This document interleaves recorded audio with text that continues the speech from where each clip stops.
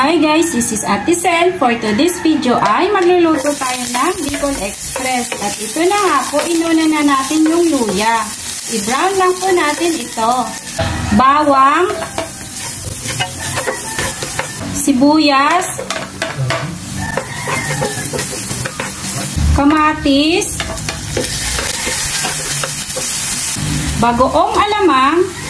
Gisahin lang natin mabuti ito guys para mawala yung lansa ng bagoong. Sangkutsaing mabuti para maalis yung lansa ng karne. Takpan hanggang magpawis sa mga karne. Maglagay ng tubig. Takpan hanggang kumulo para lumambot ang mga karne.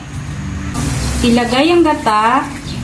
Ayan. Paiigahin lang natin to guys para mas masarap siya. Season lang natin ng paminta powder, patis, sugar para mag-balance yung lasa. Ilagay ang sili. Nasa sa inyo na guys kung gaano kabonggang anghang ang gusto nyo. Sa akin, ayos na po yan.